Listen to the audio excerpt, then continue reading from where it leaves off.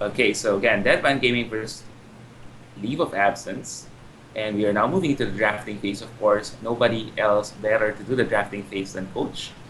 All right, but And just, yeah, okay, but hang on. But just so you guys know, Deadpan Gaming, should I tell them how the coin toss went? yeah. The Okay, go. so we flipped the coin, asked the teams what they wanted to choose. Well, Deadpan Gaming chose tails. We got heads. So we had to ask Leave of Absence whether they wanted to choose sides or choose the draft priority. Leave of Absence chose to pick the draft priority, which means that Deadpan Gaming gets to choose which side they will be playing in, and they chose Radiant. Okay, so now we have Radiant team played by Deadpan Gaming, and Leave of Absence playing for the Radiant side. Okay, so back onto the drafting phase, coach. All right, so leave of absence right now. First pick on the Dire side. First ban and pick. So they would probably go against the more standard bans right now. Faces Void, something like a Doom, Lycan, and of course our house pushers, the Shadow Shaman and the Death Prophet. Those are all popular bans right now. Yeah, so we see first bans coming out: Faces Void and Lycan. I think against Deadpan Gaming, we've seen what have been their standout heroes. They have a notable Earthshaker, right? Is it? Yes, yes. Yeah, and They have the strong Earth Shaker and a very strong Spectre, apparently, as well as a good play on the Shadow Shaman, Ancient Apparition, and the Ogre Magi, based on the stats. all right. So yeah, we have our stat engine up. Hopefully soon we'll be able to integrate that into our streaming service. Okay, so oh my god, I failed a bit. I got What caught. happened? No. I got caught off guard by your sudden starting of the screen, sudden loading of the game. So Okay. I kind of missed changing the screen into the actual Okay. game. But it's okay. Yeah, guys can still see it. There's still a little window there that shows what's going on. So okay, leave of absence chooses to ban the number one support right now, Skywrath Mage, and Deadpan ban out Duke. So pretty much standard bans right now. Leave of absence, however, they have the opportunity to take the first pick, and the flow of the game is usually determined by whatever is taken as the first 3 or 4 heroes. So LOA right now, they can go for big team fight. They can go with Tide Hunter, or they can go with early game lane control, map control with Shadow Shaman or a Death Prophet.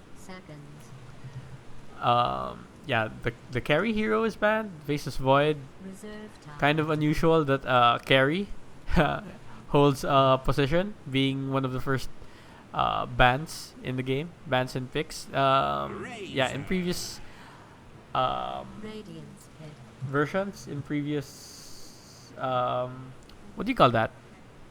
Versions? No. Yeah, Patches. version 6.8. Yeah, and in Yeah. previous patches or versions, yeah, in previous patches, um, usually you set a course for the first bans, but not the hard carry. Okay, so Faces Void is kind of unusual in that regard that he's a carry that's banned because usually carries are substitutable for each other, so you don't really ban out a carry specifically.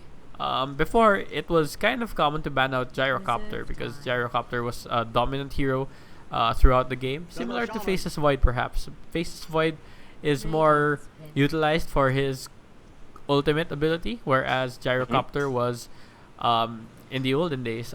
You could skip through the ultimate, the call down, if you're playing a Mhm. hard carry Gyrocopter, but in the case of Faces Void, it's really the Chronosphere that makes the hero. So, okay, we have our first pick, Razor, a core for Leave of Absence. Very versatile hero. Can be laned anywhere. And in response, Deadpan Gaming pick out Shadow Shaman. And they have the 2 consecutive picks, the only consecutive picks in the game, and they can go with Death Prophet. So that's a common pick, Shadow Shaman Death Prophet. It used to be that Shadow Shaman Death Prophet combo was practically undefeatable in our series, but I think we've seen a couple of losses already. with the Shadow Mm-hmm. Shaman Death Prophet combo pick. Yeah, Yeah. because sometimes the teams that pick Shadow Shaman and Death Prophet fail to utilize the combo to its full potential. It should be that before the 20-minute mark, uh, before you even hit the 20-minute mark, maybe at around 18 minutes, that would be optimal.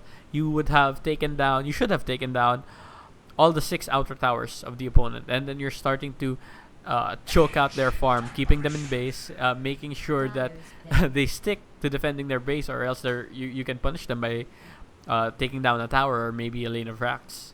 So that's how a Shadow Shaman Death Prophet is supposed to be played. But sometimes the teams get the concept but fail to execute it. So yeah, it's not so undefeatable right now because um, it's also largely in part of execution. If you can't execute it properly, then yeah, you're still missing out on objectives. So Deadpan Gaming, they don't want to go all in on the death ball push, so they pick out Ancient Apparition. Ancient Apparition, of course, is also good in team fights. Also, one of the best tri-laners in the game, with that chilling touch and various other support abilities. You have that cold feet and the ice vortex. The ice vortex also reveals an area, so kind of a small bonus effect over there. But yeah, it's the chilling touch that really makes Ancient Apparition the hero for the tri lane. Gives massive amounts of bonus magic damage earlier on. Yeah, that's 150 per hero. So if you have 3 heroes, that's like 450 magic damage.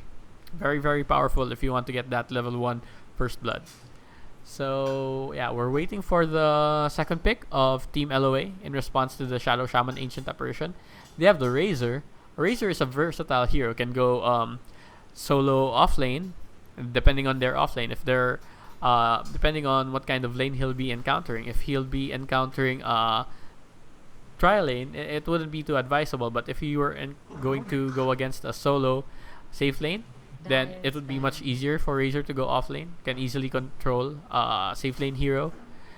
Um, okay, so right now they pick out Rubik. Rubik is yeah, typically not a first big kind of hero, unless you get an enemy hero with a big ultimate, like Tide Hunter or an Enigma. Yeah, those are the kinds of heroes that are well worth picking Rubik for. But against Shadow Shaman and Ancient Apparition, yeah, the Shadow Shaman has 3 active abilities aside from his wards. So all he needs to do is, after dropping the wards, he casts an Ether Shock somewhere, and then Rubik will have a much harder window to get those wards.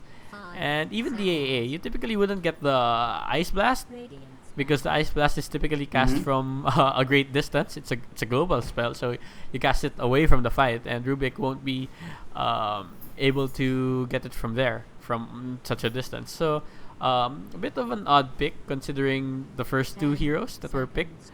Yeah, but you can still utilize Rubik. Rubik is still one of the better supports in the game. The Telekinesis, the 0 cast time on Telekinesis and the Fade Bolt, and of course the 0 cast time on any spell that he steals. So yeah, that really makes Rubik a versatile and potent support hero. So we see the next round of bans.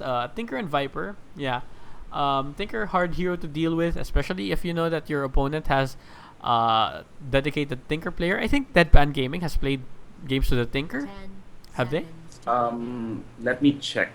Give me a few moments. Please continue with the All right. But I know they've played with an Invoker, so that I know that's their unusual hero. So Tinker and Invoker, one of those, and Viper, of course. Viper's one of the better laners in the game, one of the best laners in the game, I would say. So good idea to take him out. Deadpan Gaming ban out the Brewmaster. Okay, so yeah, sometimes Razor goes mid, but if you have a better mid like a Brewmaster, it's better to send Razor somewhere else. He can be a farming hero anyway. He can go for an early Aghanims and start taking down towers earlier on, or engage in team fights with that very, very powerful Eye of the Storm. So either way, he's banned. Brewmaster is banned. So LOA will have to stick with that Razor mid, or have to find something else. And Deadpan also take out Sand King. Yeah, one of the better ganking heroes, I would say.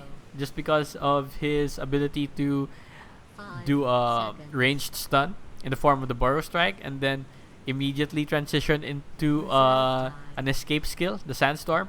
Yeah, you Burrow Strike, you Sandstorm, you're dealing damage, and even if you're a squishy support with no items, with literally zero items, they're still going to have to invest something to kill you. Well, Wards or yeah. dust, yeah. So According to the record, Deadpan Gaming had only played Tinker twice. One was by Pao Pao and the other was by Pao Pao. so So both cases, it Papa was in Pao Pao. both cases. Okay. Hmm. Was it effective though? Well, apparently they won. They won both occasions. Yeah. All right. So yeah, 2-0 record for Tinker on Deadpan Gaming. That's 100%. So yeah, I think banning a 100% win rate hero is good enough. Okay, so here we go. Invoker, one of those heroes again. LOA, picking out the Invoker. One of those heroes that you don't really ban out, unless you know that you're going against a team with a dedicated Invoker player. As I said, it's kind of similar with the Tinker. Tinker Invoker, you don't really ban them out unless you know that someone's going to play them.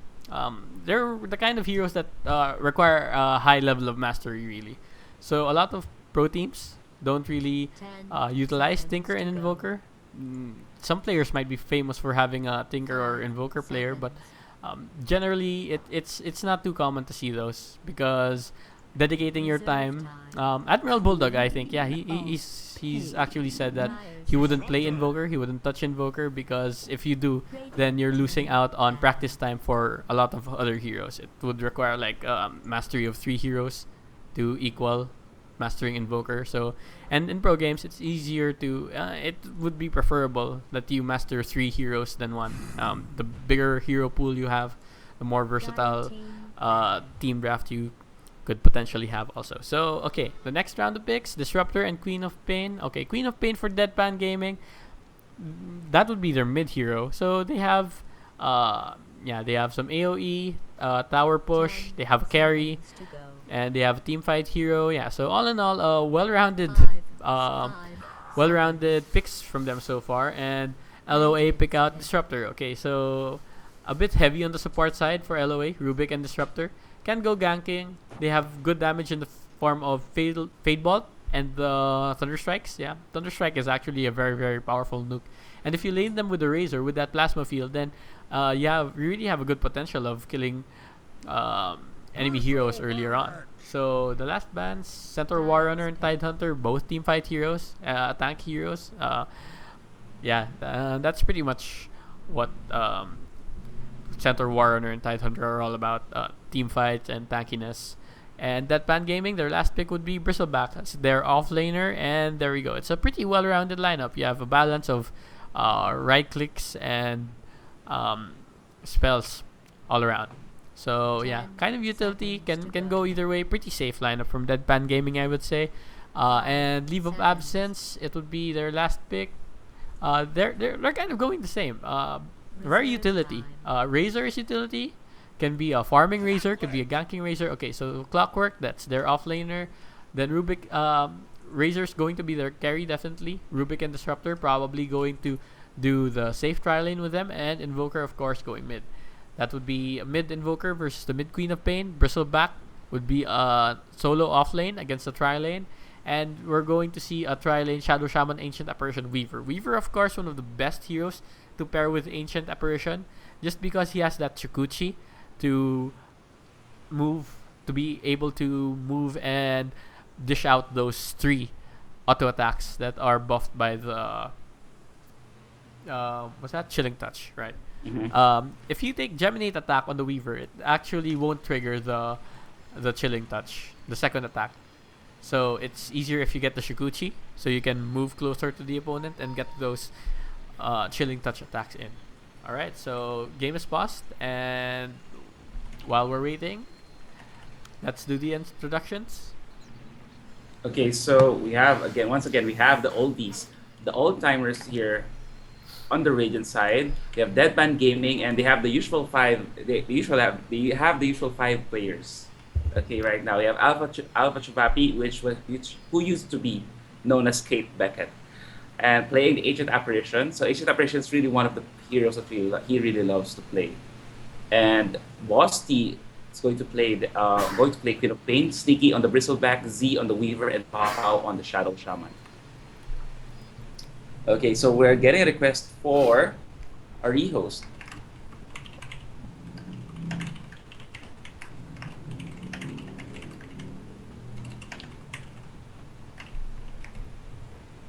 Okay, so we might have a coach so that we can rehost it. All right. All right, so we just have to go back to all pick because apparently the players had a really bad connection with that server, with the previous server that we had. So anyway, yeah, going back to the introduction. So let me just give you guys a little bit of introduction on Deadpan Gaming. We can't really give an introduction for you guys. Sorry, an introduction for Leave of Absence because this is the first time that we will be playing with them.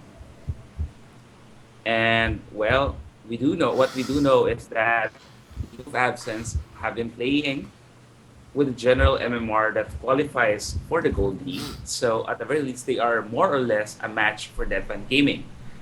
But the biggest advantage that Deadpan Gaming has against Leave of Absence that they have been playing with us for some time. So they have been matched with a variety of strategies, not necessarily over competitive level players and so on, but more often than not, just they are exposed to more strategies than Leave of Absence are or were.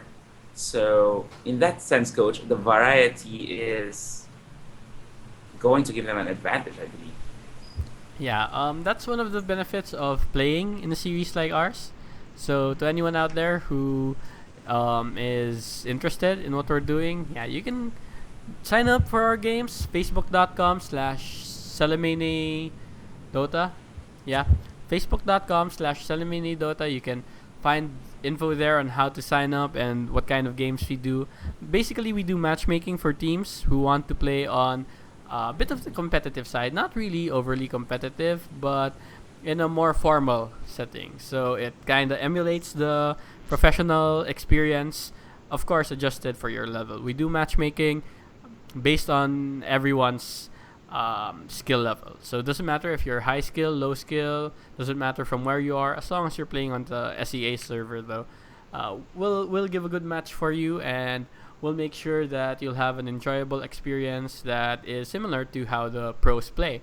So yeah, we do captain's mode, and you will be exposed to a variety of strategies. Take yourself out of your comfort zone, take yourself out of all pick, and yeah, the more games you play with us, the more you get to feel how you should draft and counter pick based on how the enemy is currently drafting. Yeah, so that's one of the things. That's one of the things we give, different from your typical matchmaking, auto matchmaking.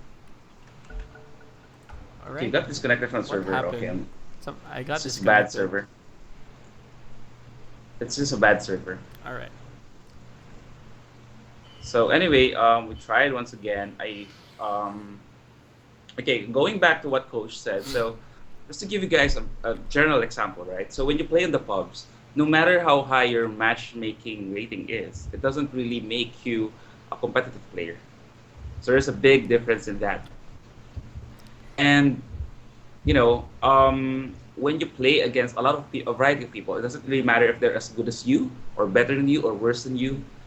What matters is the exposure. Okay, the experience itself is really really good. Like I've met some people back then when I was here playing Heroes of Mirrors. They weren't exactly um, the best players MMR wise, but they did sync well on a competitive level with other players. So what happened was that some of these people, even if they don't have that high MMR, they already play on an international stage, simply because they know how to work well with other people. So it could be as simple as that.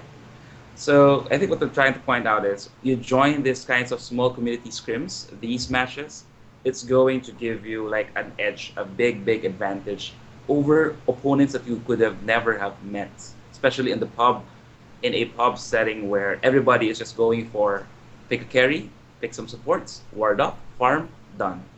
You know, it's a different thing when you're going against creative players who would pull off Shadow Shaman Ancient Apparition combo when they shackle you, and then you get locked on the cold feet, and then you just die, or Clockwork Invoker combination. A lot of these things can go down, and these things you don't just it just doesn't happen that often in pub games, right? Anyway, so going back to the introductions, earlier I introduced Deadpan Gaming.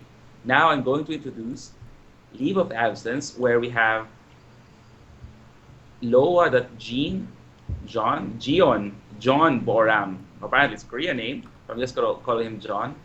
Emma Watson on the Clockwork. John playing Disruptor, by the way. Reaction playing Rubik. Onirus playing Invoker, and Wolf Wolf playing as Razor.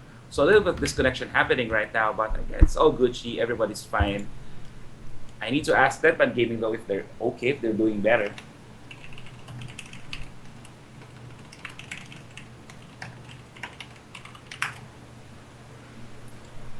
Okay, so now we've gone the through the introductions.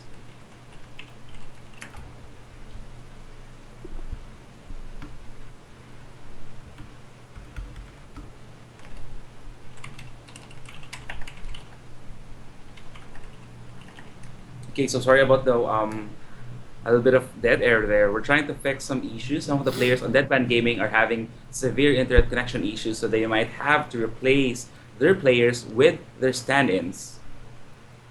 So more or less, but if they won't be able to do so, they will have to concede by default. I mean, that's how it rolls out. So by the way, Coach, have you posted the rules yet? Oh, I thought you posted the rules because I gave the rules Oh, to you. not yet. I will. All right, I will. All right. No problem. So we'll be posting the house rules soon regarding what happens, like what is the course of action if somebody doesn't have a stand-in, you know? Yeah, so Or the rules are yeah. there. They're comprehensive. They include our game rules and, of course, our rules on conduct. So they're going up on our Facebook page. Again, that's facebook.com/SelemeneDota. All you need to know about playing with us and how to sign up, you can find on our Facebook page.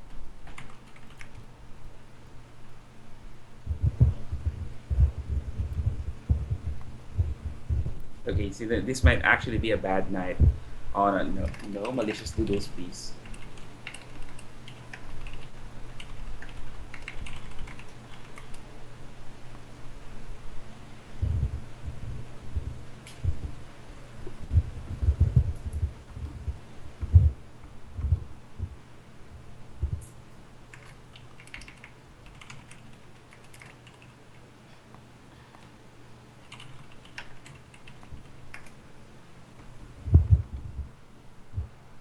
Okay, so anyway, we're going to post some rules soon, and hopefully it will guide the players, and they won't so that they won't have to wonder, so that they don't have to wonder like, hey, what would happen if we have like 15 minutes, the other team is like 15 minutes late, you know?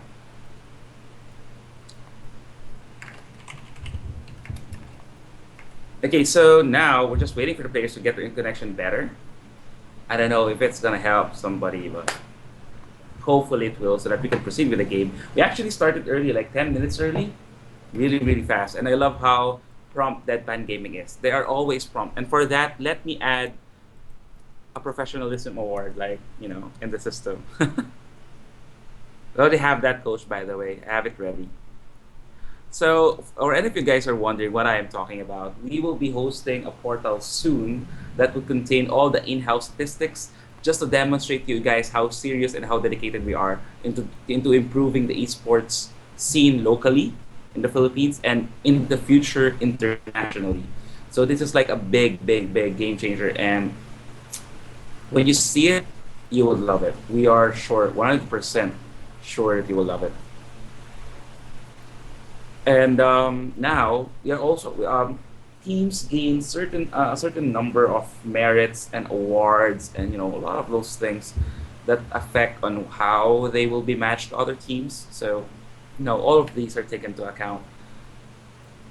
But yeah, please be advised. It will be up soon, but not really, really soon, like tomorrow soon, this week soon, but soon enough. Okay, so tomorrow. Oh, by the way, Coach, I haven't told you yet, but around next week we will be moving. So we will be moving to the other studio. All right. All So right. finally, So no more dogs, no more karaoke neighbors. yes. So what are the benefits, right? So first benefits that there will be no more dogs, right? And not that we hate dogs, like we love we love animals. It's just that they are bothering with the stream, right? We really can't control them. So the neighbors' dogs, we have to take care of them. They're out of the picture once we move to the next studio. Secondly, what's second, Coach? I really don't know. Oh I. yeah, no karaoke neighbors, no karaoke neighbors, Yeah. and hopefully the internet connection is better. And enough of that, Coach. So I'm going to run everybody the stats first, just to, you know, give somebody space, give the both teams space to talk about what's happening. To have themselves settled with internet connection. Okay, so first and foremost, the first time Abaddon was used in the entire series was between Tactica Gaming and NLS, and that Abaddon really snowballed over Tactica Gaming. It was actually the first time Abaddon was picked, and the debut game was actually a victorious one. So It was a carry Abaddon. I wasn't able to watch, Coach. I was disconnected, but I do have the stats. And what else? So let's go over the what do you call this? How often heroes are used. So I believe Phantom Lancer. It's okay, Coach. She will get better. So I believe Phantom Lancer was never picked yet. Has never been picked. Correct me if I'm wrong, but based on our statistics, Phantom Lancer was never picked yet. Yeah, well, I haven't seen Phantom Lancer either. And Legion Commander hasn't been picked yet. LC isn't in CM yet. Oh, he isn't. Well, that makes a lot of sense, Coach. Troll Warlord, is he on CM? I think yeah. Well, he hasn't been picked yet. There's like they're members of the loneliness, or what do you call this? Forever Alone Club. Heroes that were not picked ever. Chen, was he picked? I Because don't remember. based on our statistics, never. Not yet. Um, Dragonite, I believe he was picked. Podge was picked. Visage was picked. Outworld Destroyer, I'm not sure. I'm not that sure. Anyway, moving further there. So those are the heroes that, guys, need some love. So if you're listening and you have a team, maybe you want to consider those heroes into your lineup, especially like PL or Chen, because those heroes are picked in competitive games. So there might be a reason why they are picked. So you might consider picking them, right? And with regards to what do you call this, win rate, the highest so far would be Tide Hunter, immediately followed by Shadow Shaman. Among So our top 20 picks would be, or is it win rate in terms no, of raw numbers, raw wins? win rate in terms of raw wins. Raw wins. But it's already a considerable number, like 20 plus. All right. So it's actually already big. It's not like one time, and then they have a victory of a whole range of victories. It's literally just the highest win rate, considering a relatively huge number of games. And the hero with the lowest win rate would be Leshrak, because he is the only guy who was picked and then lost, and he has never even saw a match after that. So it was like he was picked for one match, So and then Lefrak he was wasn't picked. 0-1. Zero wins, and after that he wasn't picked again. It's like, okay, you guys need to give Leshrak like another chance. Ayo hasn't been picked. No wisp picks? No wisp picks. Alright, so okay. Weaver went back up, but then Clockwork also disconnected.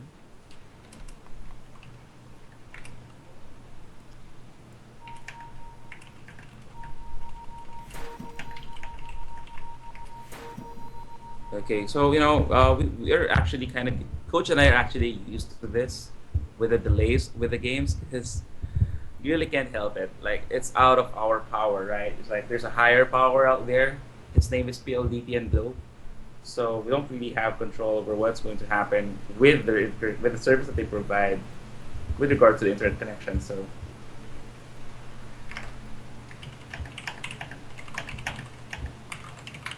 okay, so what else can we pull from the stats? Oh, did you guys know the highest assist count in one game? In one game goes to Zeus with 31. What do you call this? 31 assists. 31 assists. Yeah, getting assists on Zeus is easy. Yeah, you You just just load ult, and then that's automatically 5 assists at least, or if you don't kill him. Okay, Yeah. so we're leaving the lobby. And it's so easy with Zeus, not just with Ultimate, because the static shock is essentially like an AoE like assist. Like 'cause everybody is within that range, within the static shock range. Yeah, and it's a pretty big AoE. Was it 1, 2? At more or less like at least 1,000 units. So, and the highest kill in one game goes to a recent game actually. I It knew it. was I knew it. between Dot Slash and Meatmerp, and that is the Ember Spirit pick. The highest kill in one game goes to Ember Spirit with 30 kills. We also had a high kill match after that, right? Dot slash Not and yet Meatmerp. sure. Not yet sure. I haven't ran the statistics there yet. It was in IRG versus was it? Yeah, it was an IRG and what do you call it? Star Bites. Star Bites. I think it was the Tinker, wasn't it? Either way, we've had so much action the last time around. Yeah, we were like so tired because the last game, it was actually based on my clock as well, coach. Based on our own statistics, it was the longest cast time ever. Running at around, let me double check. So I'm basically like running stats on everything now. It was 5 games, right? No, just one Yeah, and it then ran 3. from So it was 4 it games. ran from 20:45, so that's 8:45 p.m. until 1:49. All right, so I can't do the math right now, but yeah, that was a pretty long night. So anyway, I think if you get to recording those statistics, I think we might have broken more than one record there during that match. Both of them were Meatmerp versus Dot Slash and IRG versus Star Bites. I think, yeah, both of them had the highest kill counts in game. Yeah, actually, going back to what you said, I think we had around like 95 kills in one game. 95 kills. Combined. Yeah, that's really big. 95 kills. It was the match between Star Bites last September 2. The game time was like within 40. That's the highest kill count combined for both teams in per minute. Okay, I so believe. someone failed. Oh, yeah, so we have to go do No, this no, again. no, Oh wait, it's slowly, back. slowly. So well, we're really having a lot of bad internet connection issues right now. So yeah, we're moving into the next game. So I hope everybody's okay. Oh no, DG has some problems, and he will reconnect. All right. I'm running out of stats. I'm running out of stats to talk about. So let's look at it. Let's look at some stats some more, Coach. The most popular award for the teams. Can you guess, Coach? Most popular pick? Most popular chest during the award. Oh, okay. It's definitely the Trove Carafe. Definitely the Trophy Cafe. Yes, indeed. It is actually the Trophy Cafe, followed by what? Can you guess? Um, I think the Hero's Heirloom. Yes, the Hero's Heirloom. Yeah. So, and then of course, succeeding immediately that is the Treasure of the Eternal Alliance, and finally we have the Champion's Chest, which has been only picked like how many times? Really? Once. People don't go for the champion's chest. I think it's one of No. the best chests. You have that awesome Konka set. You have a chance to get Oh the yeah, Konka set. that's where you get it. Oh Yeah, wow. yeah, it's from the champion's chest. The Hero's Heirloom has the Dragonite set, and the champion's chest has the Konka set. So maybe there are more DK players out there than Konka players. Either way, both sets are pimpin'. Yeah. So anyway, so that's actually it. And then we only had like four times. Okay. So we had like four times that we had a full game best of three series. Because most of the time you only have like 2-0, 2-0, 2-0. But four out of those 11 matches that we have, 11 best of three series that we have had, were full 3 out of 3 matches. Really tight matches. So And we've four been four having, out of 11, yeah, approximately 4 out of 11. 40% ish. Mm-hmm. Huh. I think that's okay. That's an okay statistic. Yeah. Well, actually, if you notice a trend, we've been having these matches recently. I mean, the full 3 matches, we've been having them recently. So I'm guessing this is mainly because this is mainly because um, with the engine that we have, it's like matching the people more and more, closer and closer. You Yeah. know. As we have more teams playing and as we have more games played out, we can better gauge the actual capabilities of each team, and of course that goes into our data analysis, which we then output into here our matchmaking services. So the more the teams play and the more games that we have, the better our engine gets, right? Mm-hmm. And yeah, the The better the smarter it quality. becomes, Yeah. actually, the smarter it becomes. So amazing computers right now. They're probably smarter than me already. Yeah. So wow. Oh my God! Everybody's here. And we are just so happy because like we started early, and then we had like to wait 30 minutes. We had to talk like for 30 minutes until the players came in. Really? Has it been So 30 minutes? it has been 30 minutes since we started because we started like around 10:51 p.m. I'm really like the stat man right now. So we started like around 10:51 p.m. 9:51 p.m. All right. So and it's already I'm going to 10:35. have to edit this out. if, yeah, I'm Oh going to yeah. have to do a big edit here for the VODs.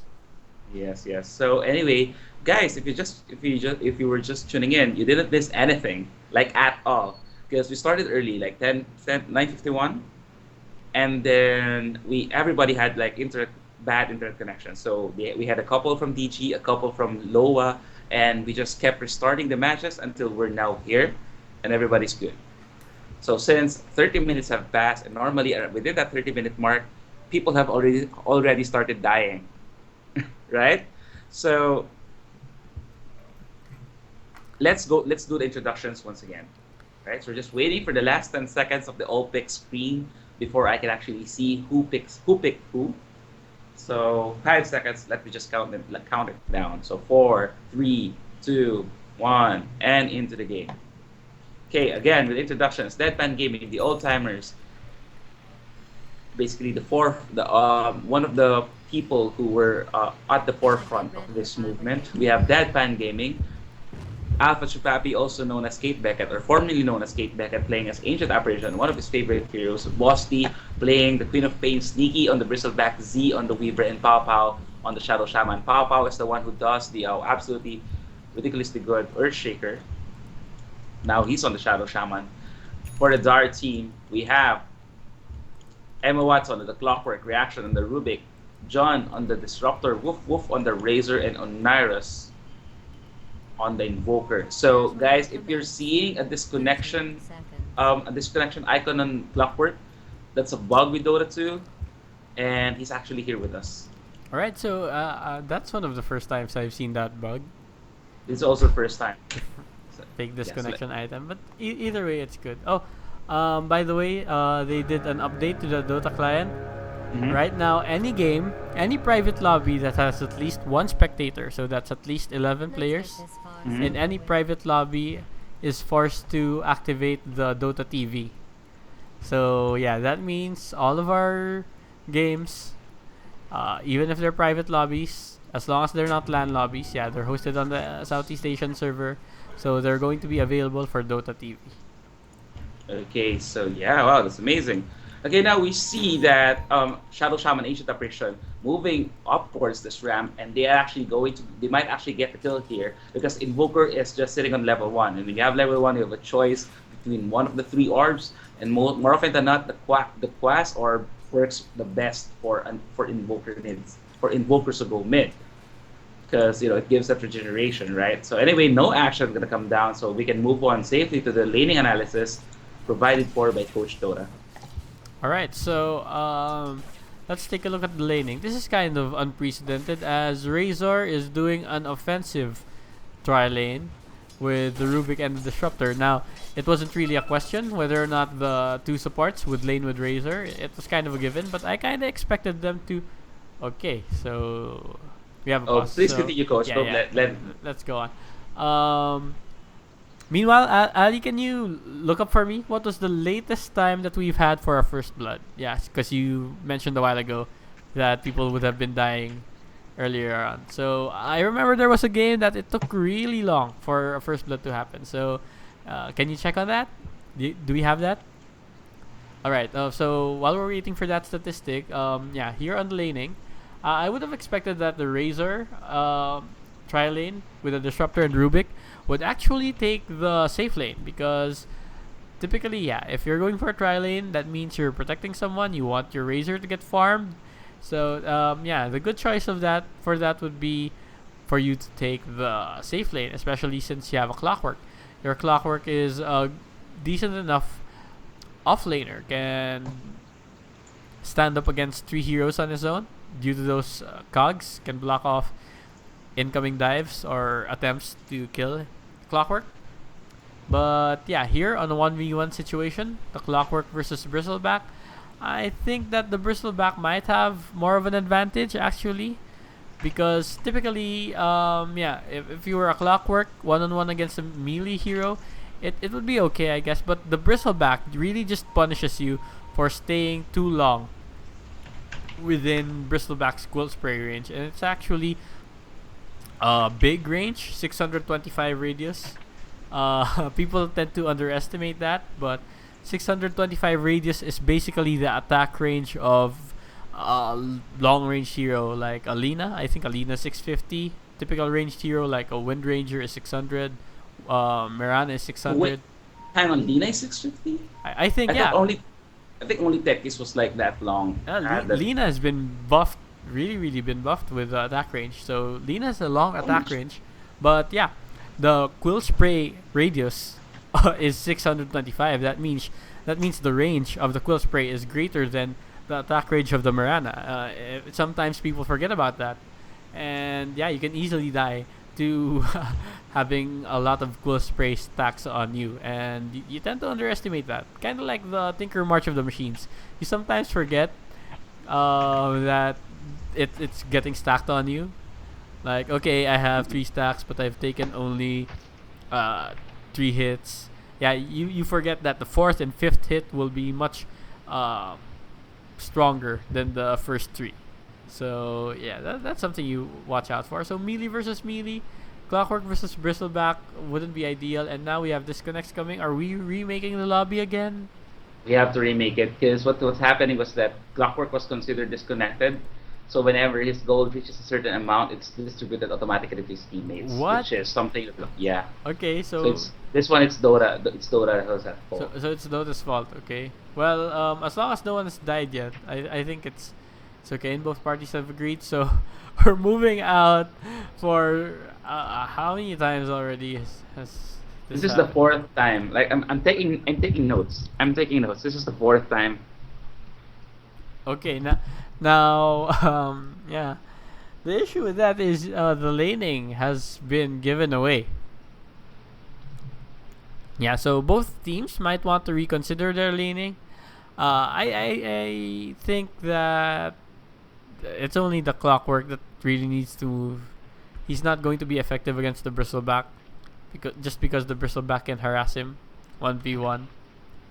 Now, in a tri lane, when you're an off laner fighting against a tri lane, your only job would be to survive, because as long as you're surviving and you can leech off a little bit of experience, the tri lane is dividing their EXP by 3, because there's 3 heroes sharing that creep EXP and you're just one. So as long as you're not totally denied, you can still get your levels faster than any of the heroes in the tri lane. But if it's one on one, then it's really just a matter of who gets to zone who out, because you're both getting the same amount of EXP. Your opponent in the lane has no one to share that EXP with and the gold. So yeah, if you get zoned out, then you're gonna be missing on gold. You're gonna be missing on EXP. So if you're going against the solo lane, solo with a bristleback, a hero that can zone you out entirely, then you're not gonna have a good time. So maybe they should reconsider laning the Clockwork somewhere else, and instead put the tri lane to pressure the bristleback, because you can't really go one on one with the bristleback. You'll just get zoned out, as I keep repeating. So here we go again, round 4.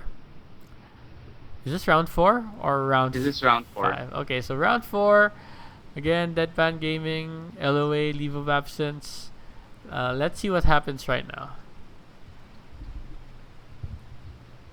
Okay, so hopefully everybody's doing good. So, everybody connected really, really quick, like within 10 seconds. So everybody's picking the lane. So by now, I can actually dictate what the hero picks will be. So for Deadpan Gaming, it will be Shadow Shaman, Ancient Apparition, Weaver, Queen of Pain, and Bristleback. While for Leave of Absence, going to be Razor, Rubik, Invoker, Disruptor, and Clockwork. So if the end of the teams like pick any hero outside the hero pool that I just mentioned, they are disqualified like shit. Or we might have to remake, so whichever. And this is the longest time, coach, that we've been talking about, like we've been filling in for players. Yeah, it's Ever. almost 11. It's almost almost 11. 11. Yeah, we should be into the second game right now. But alright, well, since we have no one else to cast anyway, I mean, we're only doing a single feature tonight. The past few nights, we've been doing back-to-back games, right? With more than one team, but with more than 2 teams. But right now, it's just these 2 teams playing, so I think it's okay for now. We've done longer. But yeah, they can't go to a game 3. At this rate, they can't go to a game 3 this night. So it will be 2 games or... Yeah. It has to be 2 games. If they go to a game 3, then it's going to have to be postponed. Just because of the delays. Okay, so... Yeah. So let's see where everyone else is gonna lane this time. Yeah. Okay, so again, moving towards the 4th remake, the 4th edition of this Loa Game 1, Loa versus Deadpan Gaming, we have, for the 3rd time, the introductions. We have Alpha Chupapi on Ancient Apparition, Pao Pao on the Shadow Shaman, Bosti on the Queen of Pain, Z on the Weaver, and Sneaky on the Bristleback. For Leave of Absence, we have Emma Watson playing as Clockwork, John Boram playing as Disruptor, Reaction playing as Rubik, Onyrus as Invoker, and Woof Woof playing as Razor. So unfortunately, the lanes were revealed in the previous matches, so a lot of probably everybody's trying to clump up together on the dark side. So this is actually something that they're doing probably to protect themselves, just in case that Deadpan Gaming decides to act upon the laning that was revealed by Leave of Absence earlier. So wards are being placed right now, and they have no idea that they actually placed wards on top of each other. So at least now Loa has an idea where the wards of Deadpan Gaming is. So any no excuses for them if ganks are coming in from Invoker from the top. But however, coach, I believe that the ward placed by Leave of Absence here at the top lane, near the top rune, is because they saw Ancient Apparition and the Shadow Shaman try to gank Invoker from above. So right now, Onyrus knows everything that's about to happen. So this is a little bit of the disadvantage of remaking the games after the lanes were revealed, just like what you mentioned earlier, because of what they know, the other teams could actually react to each other rather. So on to the laning phase analysis, coach. I'm going to give it to you. All right, so right now the lanes started pretty much the same right now. It's the offensive tri lane with the Razor, Rubik, and the Disruptor. Weaver right now is solo, but yeah, same a while ago. It was the two heroes trying to gank out the Invoker, failing. So they're going to rotate to the bot, and the solo Clockwork versus the Bristleback on the top lane. So yeah, they spot out the haste rune here. Shadow Shaman takes it, and we might see an engagement soon from the top lane. Oh, from the Radiant jungle From rather. the So yeah, from Pao the Pao is bot getting lane. revealed. He has the haste rune, so it won't matter. But no, Queen of Fate's getting disconnected, and well, it's going to be a wonder. It's going to be bad. It's going to be really, really, really, really, really, really, really bad for Queen of Pain All right, because is he Queen of was, Pain diving? yeah, she was diving. He actually went for the aggression on Iris here at the middle lane, and well, so everybody had to call the pause. All right, so yeah, something's happening here. I am not sure who has the aggro, who has the tower aggro. Yeah. So well, I think that's going to be a quick disengagement, and at the bottom lane, I was mentioning before. So they were going for the gank from the Radiant jungle from the smoke, but Pao Pao has the haste soon. He's going for the shackles on reaction. Weaver going in with the chilling touch and reaction drops. The HP is just dropping like hell, and well, he's dead within the first few seconds. And then the first blood goes to the Radiant team for Deadpan Gaming to the Weaver, and this is exactly what they want. Yeah, so that's just the power of the tri lane chilling touch. You saw the Weaver just melt within 3 hits. Oh, yeah, I Mm-hmm. mean the Rubik melt in 3 hits from the Weaver attacks and the ancient apparition attacks that were buffed by the chilling touch. So Weaver off to a great start right now, even if the laning was spotted out earlier on. I think it's pretty much a mirror. It's the same thing that happened a while ago. They were in mid trying to gank the Invoker. The Invoker moves to a safe position, so he saved himself. And then the Ancient Apparition and Shadow Shaman rotated to the bot. But this time we got to see how that played out. Mm-hmm. And yeah, the first blood goes to Weaver. A good start for a carry hero. And we might see more action right now. The Shadow Shaman and Ancient Apparition doing their little dance right now, but Oh, they're hang on. spotted by a Top ward lane. here. Yeah. At the top lane, actually, Clockwork dropped to the Bristleback, and this is something that this is what you were talking about earlier. Like if you don't notice the quills kicking in and stacking on top of you, you might actually just die and drop. Yeah. Staking it in a lot. Yeah, you don't really go against the Bristleback solo 1v1. If you're a melee hero. If you're a ranged hero, you can probably... Yeah, it's easier to pull off. If you're a ranged hero, you can just stay in a comfortable range from the creeps away from Bristleback. But if you're a melee hero like a Clockwork, yeah, it's gonna be a lot harder for you because you need to be in that zone to get the creep kills and the denies. And if you're in that melee zone, then you're gonna get hit by the quill sprays. So, yeah, not really a good choice of laning right now from Team Leave of Absence. They could have just put the Clockwork here on bottom. He might even have a better chance of surviving against the Weaver, against the Chilling Touch tri lane, just because of that those cogs. The Mm-hmm. defensive ability of the cogs can save a Clockwork even from a tri lane. Mm-hmm. But okay, right now let's check the last hits. Top three are in Deadpan Gaming. That's the Queen of Pain in mid, kind of winning in mid. Definitely winning at mid. Even though he is a bit behind, Queen of Pain is a bit behind in EXP. Still has more last hits, 15 versus the Invoker's 5. And this is okay. Oh, hang on. Queen of Pain just throwing the Shadow Strike on the Invoker, getting a reply there with a Cold Snap. But at the bottom lane, more action is happening in. Glimpse on the glimpse on Rubik by the Disruptor, just going to glimpse on the Shadow Shaman by the Disruptor, putting Pao Pao way behind. the team fight area. So I think that's everybody just playing on the defensive. We see Deadpan Gaming popping up the chilling touch, just trying to get the hits in, but you know, with Rubik and Disruptor on the Razor side, it's going to be a very defensive play coming in from Loa, even on they are on the offensive trialing. Yeah, so right now, top on last hits are Bristleback, and then Queen of Pain, and this Weaver. Top net worth is Weaver, though, because Weaver had that first blood kill. But yeah, let's take a look at the mid. The mid is supposed to be the ones that have the most last hits in the nice. Queen of Pain is good, standing right now at 19, but yeah, Invoker's still at 8. That's less than half, and Oh, here we go. hang on. Yeah, Haystone coming in from Pao Pao, just rushing towards Kinopane, towards Invoker. Invoker with a wonderful reply with a tornado and into a gold rock, but he will die because of the Ether Shock and the Chilling Touch and everything. Papa will die to the Thunder Strike, so that's a quick revenge kill, but I'm not sure if it's exactly worth it because Queen of Pain took out the mid, who is Invoker, and Shadow Shaman is just one of the roaming support, so it was definitely in the way, it was definitely going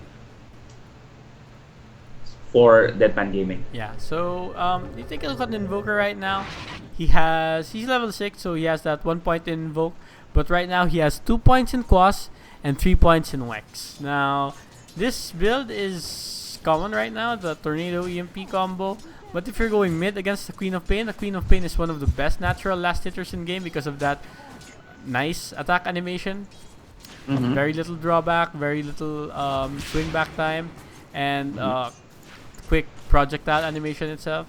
So it's hard to lane against the Queen of Pain as is, but the Invoker has the drawback also of having a very low base attack. I think it's 30 something, lower than 40 at level 1. So you're going to suffer. You're really going to suffer in the last hits department if you don't put points into your Exort. So this guy, he goes right now for the Quas Wex build. Really no points in Exort right now. And yeah, that's really showing. It's really showing that he's having a hard time here in mid in terms of CS. 11 CS against the Queen of Pain's 24. That's less than half. Okay, but right now in bot. Engagement happening at the Radiant, the Radiant jungle. Reaction is dying to Pao Pao and Alpha Chupapi. So Alpha and Pao Pao are just doing a wonderful job. They actually went on 2v3. Weaver wasn't even there. Rubik was just completely out of position. Yeah, so they're still managing to get pickoffs here at the bottom lane, even if Leave of Absence does have this ward here. Somehow they're still playing a bit overly aggressive. Maybe because they're getting too confident from this placement of the ward, but yeah, better positioning from Team Deadpan right now. Okay, so I think it. Yeah, correct me if I'm wrong, but I think it has a little bit to do with how defensive the nature of Disruptor and Rubik is as supports compared to how offensive Shadow Shaman plus Ancient Apparition can be. I mean, Ancient Apparition and Shadow Shaman has that, Shadow Shaman can lock somebody down, and then the Cold Feet can just absolutely lock everybody else within a small AoE. So, when somebody gets shackled, people would naturally respond. But if you put the Cold Feet in the right place at the right time, they would actually hesitate a bit. There will be a moment of hesitation, and that can actually give them the advantage. Actually, that was what happened earlier during the engagement on top of Rubik. Alright, so yeah. Yeah, let's take a look at the last hit. Then still right now, this Bristleback is really zoning out this Clockwork. 40 against the 22 of the Clockwork. Yeah, it's close to half. And right now we have a gank coming in, I think. Yeah. No, but the little thing has the Inveroon, and she can actually find go into position. No wards here whatsoever from Loa, so Emma Watson is completely blind about what's going down here. Getting thrown out of the ultimate from the Queen of Pain, but not enough damage right there. Sneaky had not enough mana to cast additional kills, so it's going to be a failed gank right there. A failed Inveroon, a failed ultimate, so the ultimate will be down for the next 2 minutes. So I think the heroes at the bottom lane, the Dire team, can rest easy in the next 120 seconds. Yeah, good reactionary play there from the Clockwork. Very focused in what he did. Just put the cogs down and then immediately teleported out. Yeah, Queen of Pain and Bristleback both have the drawback. Hang on, at the bottom we see Weaver getting locked down by the kinetic field, but Weaver is just running through the Razor, taking down the Razor and the Rubik with the help of the Shadow Shaman. So Clockwork throwing the Rocket Flare there, trying to find a kill on somebody, but I think everybody has enough HP there. The remaining heroes from the Radiant team has enough HP to survive a Rocket Flare. So it was a 2-for-1 exchange in favor of Deadpan Gaming. Yeah. So if we take a look at Deadpan's lineup, aside from the Shadow Shaman, they really don't have a hero that has a hard lockdown that can cancel a TP scroll. So yeah, you should have a TP scroll with you at all times, especially if you're in a vulnerable position like the Clockwork. So we have a TP response here in the top lane, the Disruptor. Maybe Disruptors here. Yeah. Yeah, they know that Sneaky has a little bit little mana right now. A fewer. What's the right word? Is it less or fewer? I think it's less. Less mana, yeah. Yeah, he has less mana than he should than he needs, or than he could actually spend.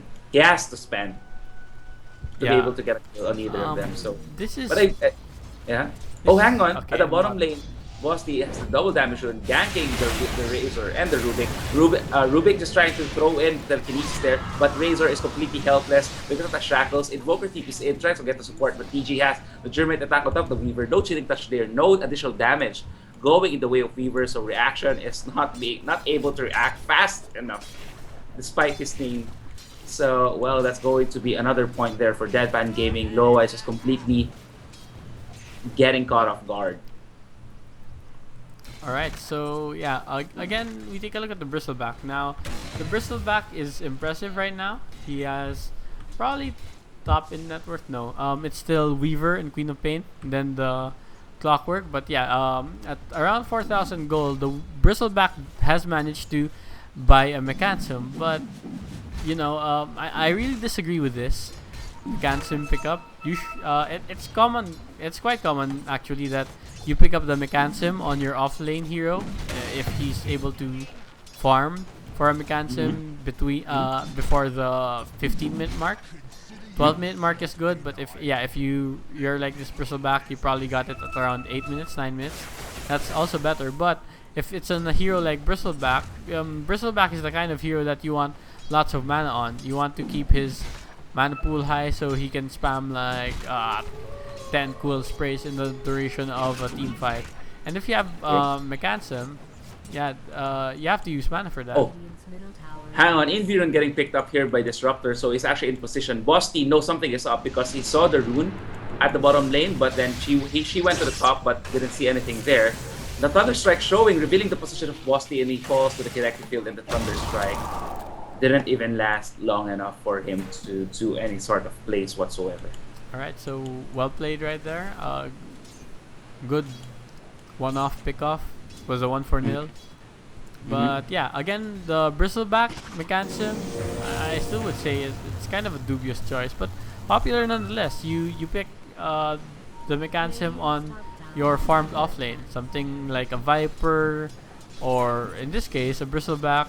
But I can't really agree with that 100% because these heroes need their mana. They need their mana to fight, and while a Mechanism is good for team fights, they're not really going into team fights this early either way. So maybe it's a bit of a waste. See, Bristleback has that mech, but he hasn't used that mech once in the 5 minutes that he's had it. So that's not hang on. At the river, we have an imminent engagement coming. Kinetic field getting down. Pow is trapped inside. Hookshot coming in from Emma Watson. I think he locked somebody down. Clockwork taking away the life from Ancient Apparition and Shadow Shaman. It's a 5-hero gank here at the river.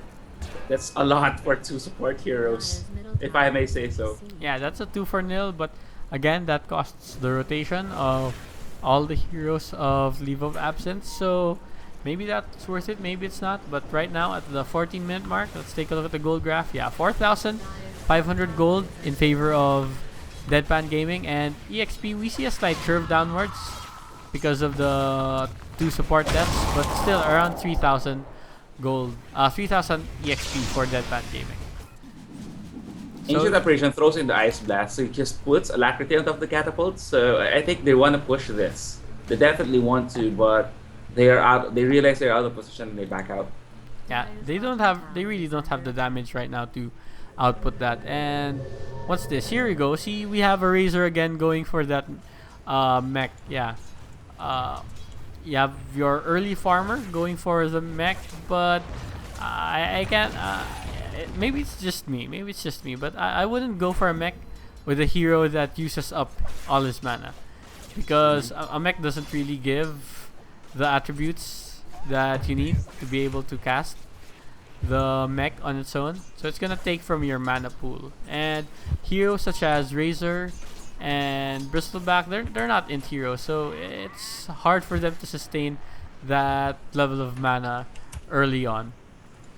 So How much mana that does mechanism cost? 135, I think. 150. 150 mana from the mech guns, but it gives 5 intelligence. So 5 intelligence is around 5 times 13, yeah. So Yeah. that's Well, I just 65. computed. Yeah, Yeah, so added the values up. He can only like do one round of rotation with his skills with the current mana that he has, including the mechanism. So it really does put you into a position where you have to be sure that you have some mana to back you up. yeah, but yeah, so you have to take into consideration. Would you rather heal your team for 250 Oh, HP? an engagement coming at the middle lane. I think somebody TP. I think Queen of Pain threw something here, and then he got glimpse back. So heroes at the middle lane almost dying, but the disruptor responded to the glimpse. POP now has to walk from the bottom to the middle lane. So the invoker takes the middle tower. It was a 1-for-1 trade for towers, and it's one of the most annoying things that glimpse does to you. So Bosti here definitely going to go getting the kill on Oniros, getting slowed down here, getting slowed by a number of 30%, but she will die almost to the Leviathan, to the telekinesis from the Rubik here. So Master Pretor is getting down for Pao Pao, giving the support Bosti needs, and well, they actually get a kill from that. I thought that it was over after Invoker ran away, but Bosti, they're getting the response from the Pao Pao. The Master Pretor is absolutely amazing response. Yeah, too bad the Mass Serpent wards weren't placed a bit closer, maybe Oh, around here, so they weren't yeah, able hang to on. use that. And then the top lane, well, the action isn't stopping. A top lane disruptor takes away the bristleback with his ultimate. And now Emma Watson is in danger of dying from Weaver. And he's dead. So this is second tower for Deadpan Gaming. And Weaver isn't done yet. He knows that he can take this Weaver down. Sentry Ward is getting dropped by the disruptor there. Agent Operation Ice Blast not going to find anybody here. Cold Feet getting thrown down by Agent Operation, trying to lock down the Rubik. Rubik does indeed die to the scream of pain of Boss T. And now, is Disruptor still alive? Yes, he is. He is still here. He can throw a Thunderstrike in the kinetic field. Del Chupapi, Alpha Chupapi is dying to the Thunderstorm of Woof Woof. Woof Woof takes him away. And it's a 2-4-2 exchange, including the Bristleback kill earlier. Invoker isn't done yet. He wants to get a kill there. Somebody got glimpsed. Papa is in danger. Hex getting thrown down by Woof Woof. Eye of the Storm is still up. Just continually zapping Woof Woof out into oblivion. So there you go. 2-4-3 all in all. Weaver was alive the whole time. Razor did get some kills off of that engagement. Yeah, but they got a tower deny here off of top, so I think that's a good engagement for LOA to have taken. Right now, the gold graph, we can see it's around maybe 6,000 in favor of Deadpan Gaming. And for EXP, it dipped a bit. So, yeah, still around 3,000 though for Team Deadpan Gaming. But still, by no means the end of the world. It's a bit too early to tell. Well, we can see the score is 10-8. So, it should be closer than what the gold graph shows. And 4,000 gold isn't really much. Later on, you can get the same advantage just by winning a team fight. A single team fight can net you that advantage back. So, yeah, by no means is this game done deal. So the top lane, they tried to take away the top tower here, but if they don't, if DEG actually wises up and don't kill the catapult, in which they do, they can actually let the tower go down to a deniable state, but they were just in a hurry of killing the catapult. So yeah, they won't be able to deny it. Alright, so we have 3 heroes here going for the Quap, but Quap is aware, and Quap does have that link, so... Oh, but hang on, he's actually getting trapped there. Clockwork is here to support. He can actually get hook shot here. they're waiting. They're looking for Bosty where he blinked out. Clockwork decided to get trying to hone in on him. Oh, by the way, Clockwork has the force staff, so that's something. On the top lane, 4 heroes are now pushing QOP on the way. Master Pit was getting dropped down. RTP's coming in. Clockwork is TPing to the tier 3 tower along with Invoker, along with Disruptor. Disruptor actually cancelled. No, he's there. Tornado getting casted by Onairos. Master Pet was gonna give the Deadpan Gaming a little bit of better position there. Sneaky getting Thunderstrike on, getting kinetic fielded. Whatever the pass, that's what that word is. Emma Watson goes in with a hook shot there. Pao getting trapped inside, force staff out because of all the spams of all the dukes coming in. Dust of Appearance getting casted there. Emma Watson dies, by the way. And another kinetic field getting dropped by the Disruptor. Not gonna find anybody, not going to trap anyone. And the tower, tier 2 tower goes down. Alright, so another one engagement, I think, for Team Deadpan Gaming. Yeah, Gold Graph is definitely going their favor. So net worth, yeah, we have the top of the charts with Weaver. Yeah, the Weaver is at 8,800 gold. Let's see the items right now. For Team DG, the big items they have is Bristleback has the mechanism and a Sanj. Okay, Sanj. Let's go with Sanj. Sanj. Yeah, people go with Sanj. So the Sanj and the mechanism. The Weaver has that Lincoln Sphere and has a bit of extra gold right now. Should be starting to build on damage item. Doesn't really need that BKB. Weaver hasn't died yet. So in this situation, you haven't died yet. You know you're ahead. Good item to build is an offensive item, and Desolator is your best bang for the buck. The Queen of Pain, however, also have that Orchid. So we have an engagement right now. Yeah, at the secret shop on the dire side, Ancient Apparition takes a Rubik away just like that. Emma Watson traps 3 heroes inside the field, and Invoker with the EMP and the Deafening Blast drops 2 additional hero there.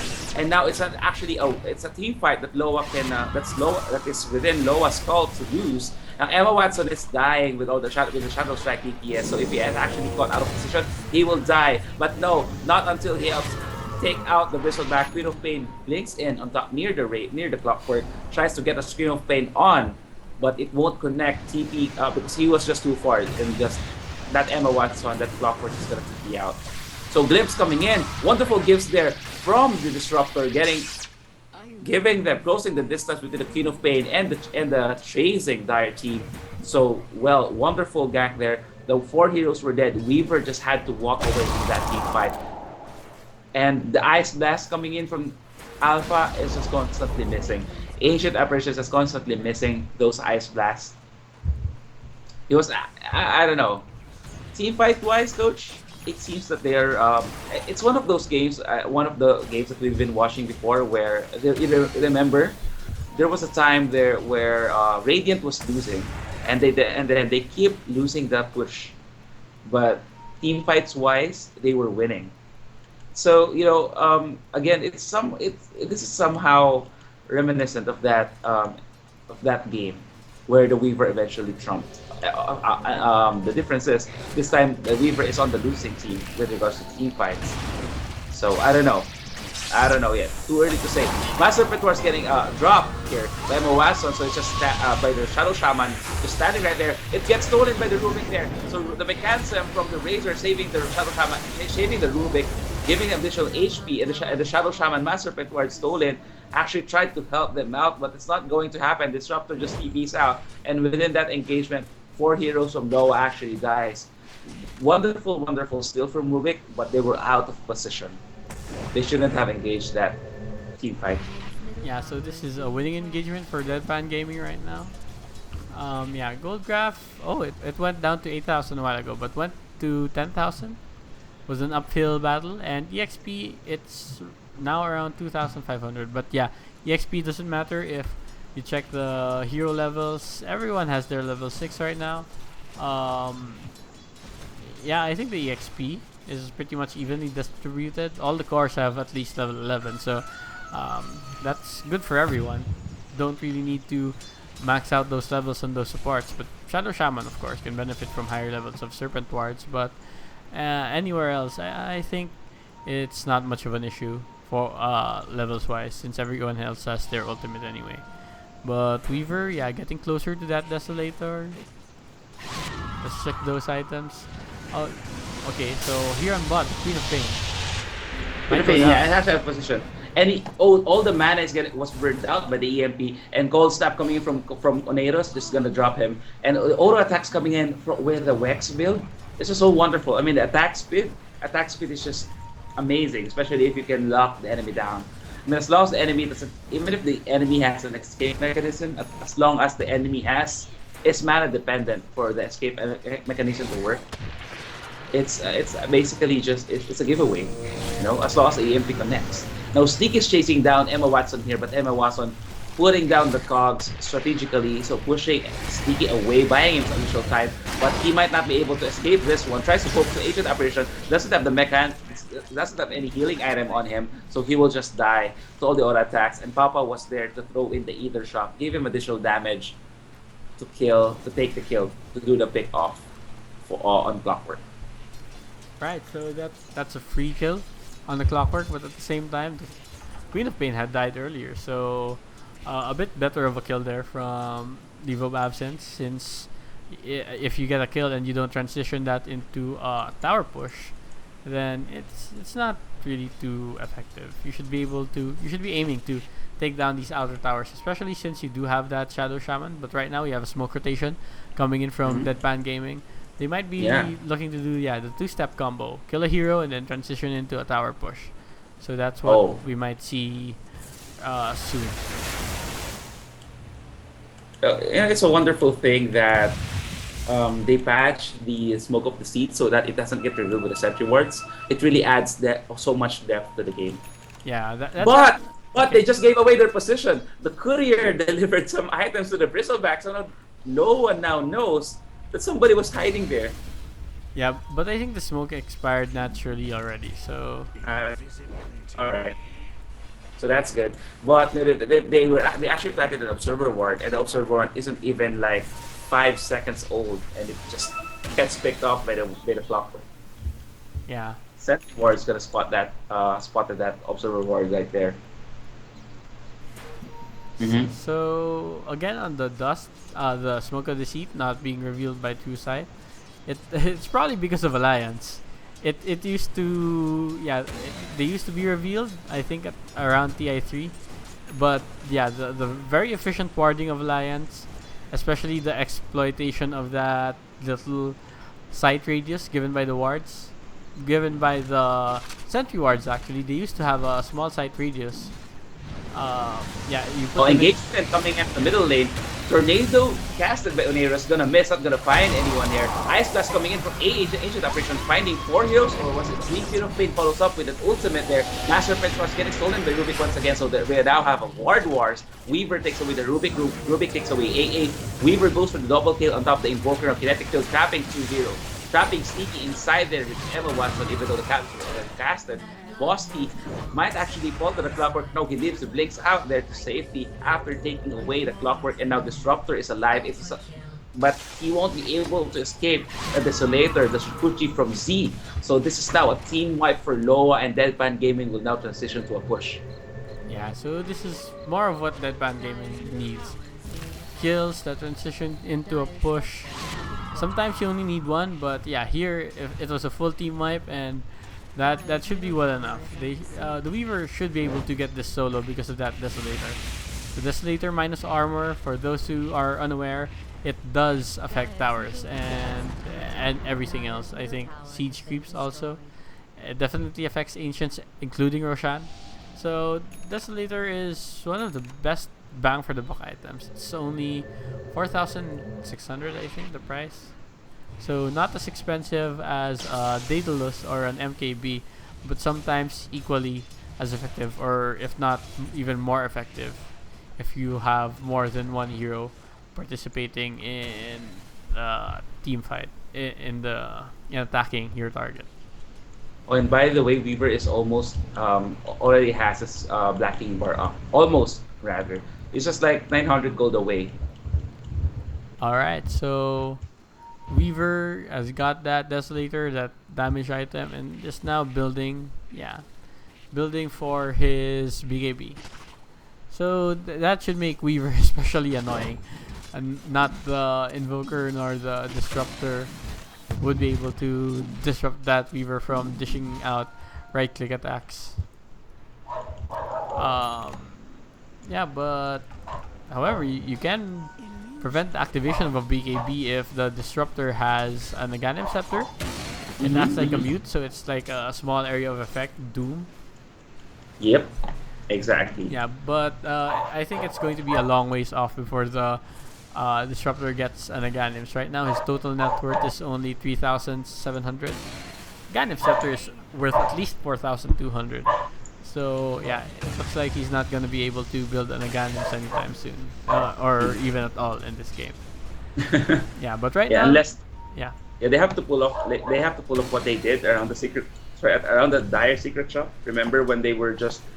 It was a wonderful initiation from Clockwork. He hooked in, catches 3 heroes, catches all 3 of them within the cogs, and then followed by an EMP from Invoker with a deafening blast, and it was just a game. It was actually a perfect setup. I mean, you don't have to catch all of them in the cogs. You just have to catch enough for you to win the team fights. yeah. Right now, Team LOA are positioning themselves for a little wraparound and an engagement. Okay, yeah, they go for an EMP. You actually catch some heroes there for the tornado, followed by an EMP. It actually hits some of them, but now Queen of Pain takes the Invoker away, Back takes the Clockwork, and now Razor replies with the kill of Shadow Shaman. They're just chasing the Razor down. Razor has the BKB, by the way, but it won't be enough with all the physical attack there. Z is now taking the Razor down. He took the Razor down to double kill there from the Bristleback, and that's 4-for-1 exchange in favor of Deadpan Gaming. Loa actually in a bad position right there. I mean, amidst all the chaos, unless they are able to lock down Z with the Desolator, he will actually just win. He will win this game. All right, so right now they're taking down tier 3 tower. They might just be able to get this. The Weaver is dealing out a large amount of damage, around 200 per hit, and with that Desolator, yeah, the tower's going down. Let's see if they can rush down this Meteor Act. They should be able to. Yeah, they're doing it, and one more hit, there we go. And so that's one lane of racks fallen for Team Diva of Absence. Just because of and that. They can actually just Yeah. just because of that mistake, yeah. Sorry, coach. Yeah. Yeah, so that's just one team fight, and it punishes you heavily. You take a tier 2 tower and a tier 3 tower and an offlane rack, and yeah, the Oh, by the way, coach, I think somebody from the Dark team bought a gem.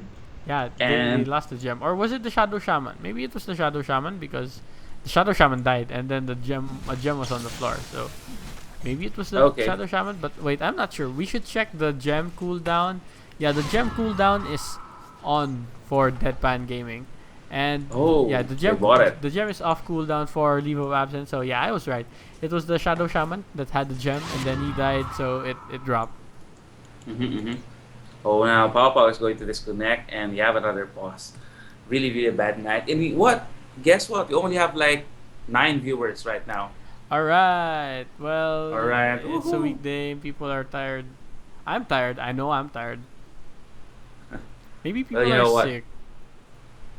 It's kind of hard to watch when you're sick.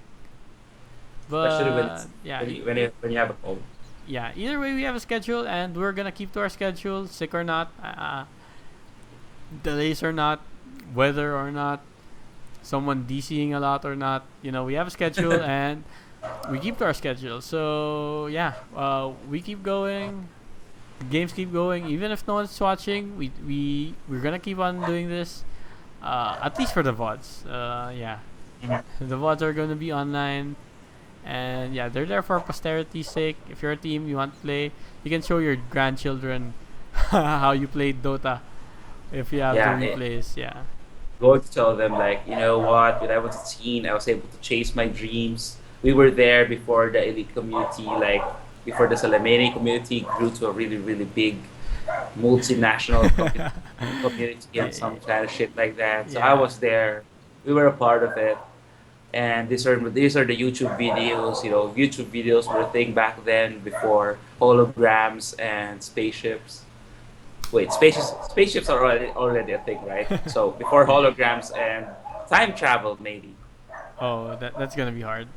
But okay, so let's take a look at where this game is going right now. For Deadpan Gaming, they've managed to take out all the outer towers here at the 30-minute mark.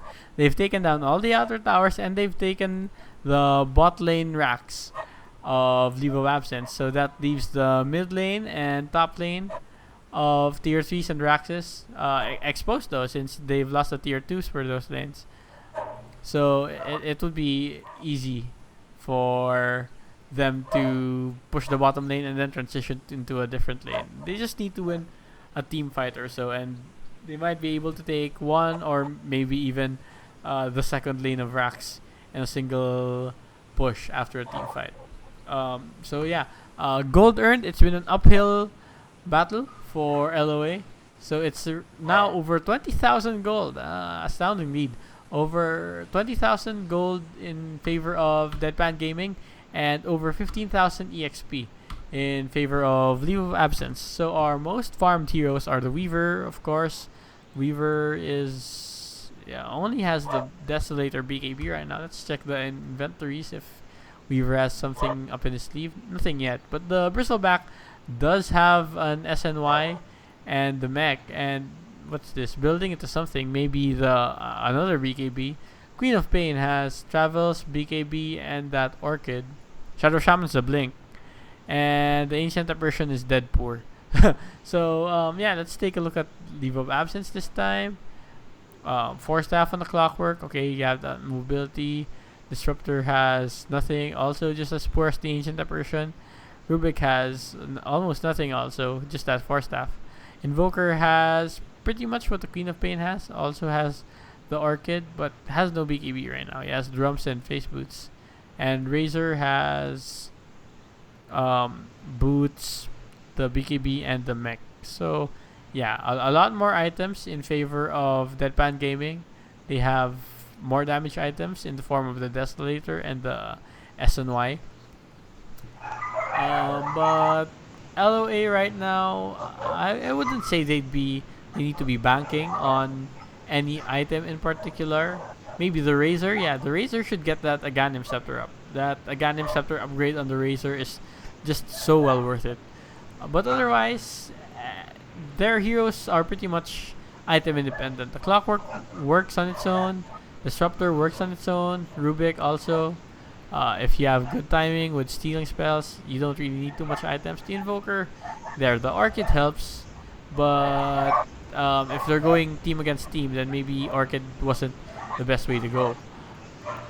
But yeah, don't need items much on those guys. The Razor though, could probably benefit from an Aghanim right now, especially since they're defending.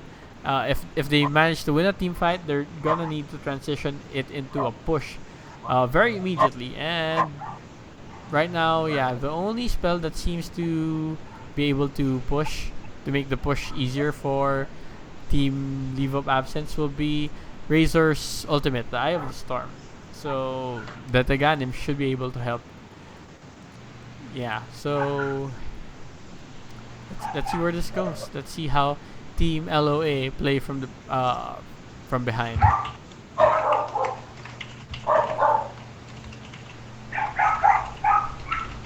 Alright, so now Deadpan Gaming, that Pow is going to return.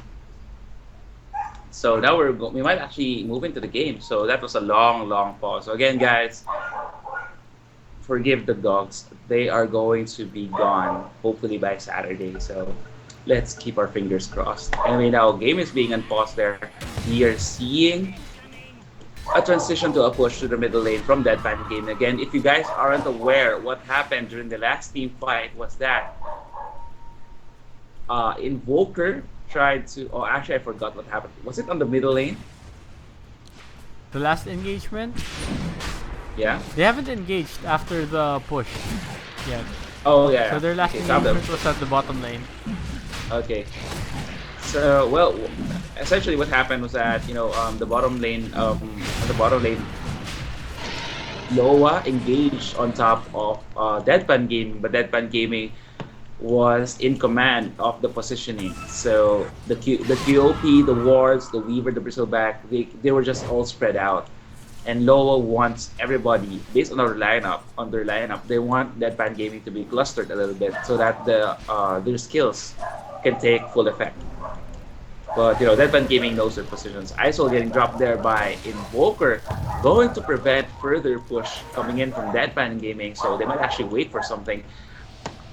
They have the gem. Remember that Deadpan Gaming has a gem, and the double damage rune is being spotted there at the top rune. Weaver should pick this up, but I don't know what's up. What's the idea? That what's the plan here for Deadpan Gaming?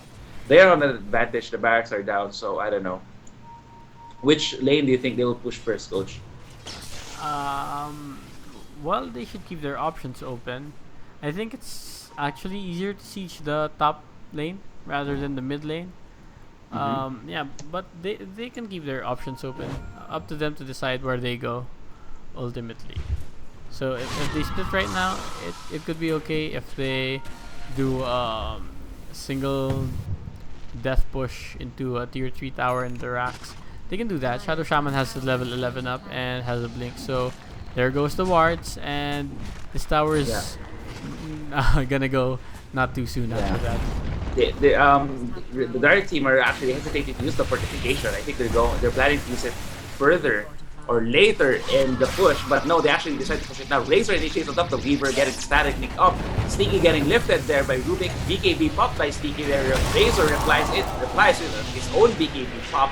Bosty has his own BKBs getting popped as well, so Tornado coming in there from Oneros, but not gonna find the death for the Queen of Pain because of the BKB. So the magic immunity just gonna save her there, getting silence on top of the Invoker. Invoker replies with his own silence, his own Orchid Malevolence to the Weaver, but the damage from the Desolator is just too much right now. Getting lifted there by the Rubik. So this is actually a GG for Loa for Leave of Absence, more or less, because they are out of. They are being fountain farmed by Z. So that simply because he has the Aegis, he has the time lapse, so much spells on him right now. Getting silence Invoker, they might actually pop the Aegis here. Aegis getting popped. Now Z has nobody to support him, but the push is coming in for Deadpan Gaming. They actually were able to get the tier 3 tower down to less than half of its HP. Z is going to finish it, I believe. The backdoor protection is down because of the push on both lanes. The last Tier 3 tower is down for Loa, and the GG call might actually be made right here. Somebody's typing on 8-8, but that's not how you call GG. Evan Watson throws in the hook shot there. Actually catches two heroes, but the BKB on top of those heroes, making the battery assault completely useless. Static link up on Razor is able to steal like 28 damage during the duration of the static link, but Weaver is just wiping everybody out with that Desolator. Master Pit Wards down, going to protect Shadow Shaman in the Queen of Pain there from the aggression from Razor. But will they be able to do something? No, not at all, because the GG was called. So the game finishes here. Right now for the first game between Deadpan Gaming and Loa. And we move on to the next game. We will be taking a 5-minute break, and within that break, please guys, please stay tuned for the next game. All right, so that was a particularly long game. It was only 37 minutes, but it took us over 2 hours. Yeah, it took us around 2 hours to get to this point, from when everyone arrived at the lobby to get to this point. But okay, well played, Deadpan Gaming. This is the best of 3, however, so Leave of Absence still have a chance to make it back and bring this into a series. Okay, so let's see what Leave of Absence does, and see you at the next game.